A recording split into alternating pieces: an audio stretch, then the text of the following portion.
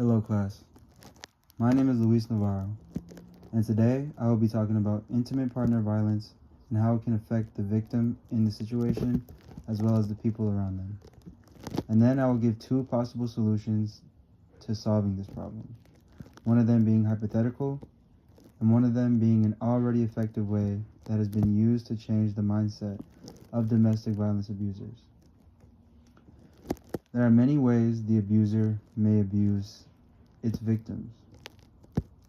There is emotional abuse, economic abuse, isolation, and they can even go as far as giving threats. There are many ways and things that a victim will have to go through, even after they get away from their abuser. Intimate partner violence can give people long-lasting emotional trauma and chronic health problems, and in some cases, even death. There are many cases that show that not only is it the victim that has to suffer from the consequences of this violence, but it can also be the kids in the household. It can affect their schooling, developing some sort of mental problem, and they can also lead them to having more aggressive behaviors in their school and in life. Having domestic violence in the household can also lead to the children being more likely to abuse drugs or alcohol throughout their childhood, and can even lead into their adulthood.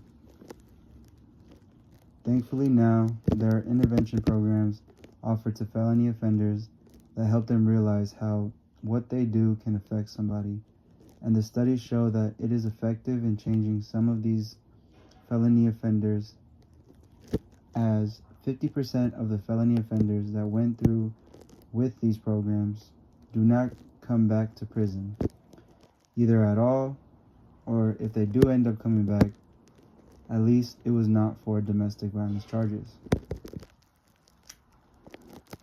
Personally, I have never experienced any type of domestic violence in my household.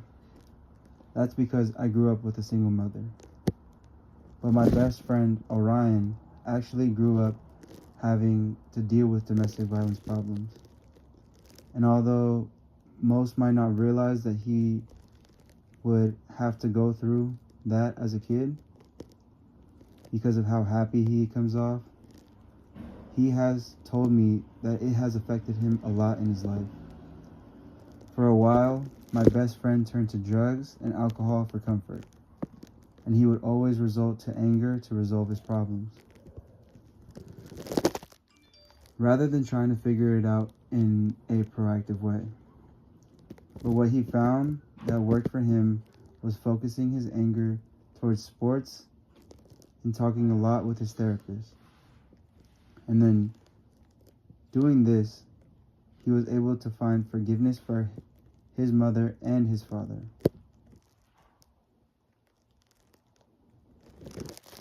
That for a while was not in his life. And his father, after serving time in prison, actually healed his relationship with him as well and apologized for what he did. And now they have a really good relationship. And his dad told me that what really worked for him was first finding God, and then also joining a program that he went to in prison, which was called Resolve to Stop the Violence. And this program was actually the program that we watched in the video in our class.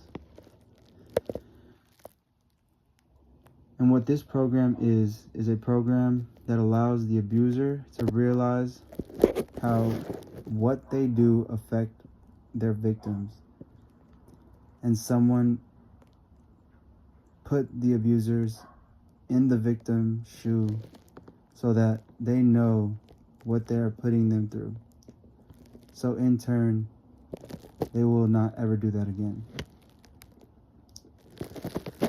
Theoretically, I believe a good way in fixing this problem of domestic abuse would be to make the consequence for domestic violence a lot more harsh than what it is now. A felony domestic violence offense can lead up to 5 years in a state prison. Probation could also be as long as 5 years. There is a minimum of 3 years of probation as a state requirement in all cases of felony domestic violence.